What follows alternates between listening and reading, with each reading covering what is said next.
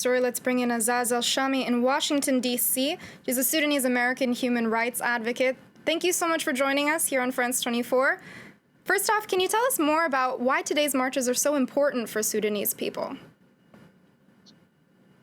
Thanks for covering. Well, as a date, it does.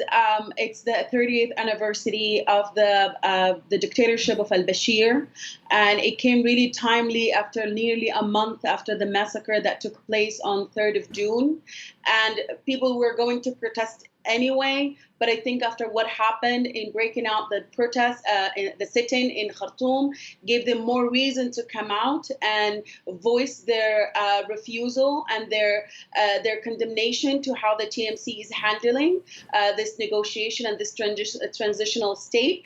And I think they're just expressing their voices, and they're just wanting to make it clear, loud and clear again to the TMC that they are not accepted and they do not represent the Sudanese people.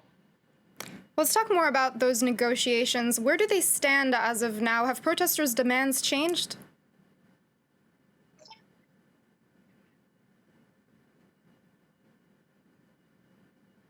No, the protester demand has not changed. It has been the same from the beginning.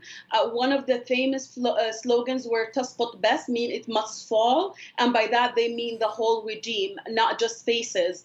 And since 11th of April, when they toppled al-Bashir, all we saw is just changes of faces with the same regime, just changing names and acting as business as usual. And only recently, they only really showed their true faces, and that they are not really committed to a peaceful transition of power. I do not trust the TMC. I do not trust the Janjaweed. I do not trust any of these people. They were buying times and stalling until last week, when they kept saying that they didn't see the agreement, we didn't see the proposal, we cannot accept that, we need to go back to the African Union. They were stalling. They were never serious about handing power to the civilian-led government. They never were. And I think this is the protest today is to pressure them and put them at the line and make them, force them to sign that.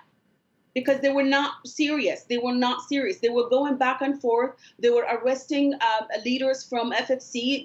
Yesterday, they arrested 3 members of the Sudanese Professional Association, and they keep doing that. They're still using live ammunition against peaceful protesters.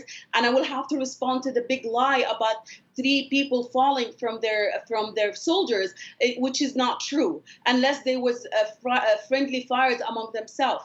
But the Sudanese protesters did not use force, they did not use gun, and they will never do that. The whole idea of this movement, that it's nonviolent resistance, and people are committed to being peaceful, and they know very well that this is their weapon. The more they remain peaceful, the more they have chances to win, and that will not change. Not today, it did not change in the past, and it will not change in the future. So whatever they're saying about the 3 people were killed, they need to look into it. It might be among themselves, but not the protester. Nobody killed them. Thank you very much. That's Azaz El-Shami in Washington. Peace as their greatest weapon in Sudan. Well, let's move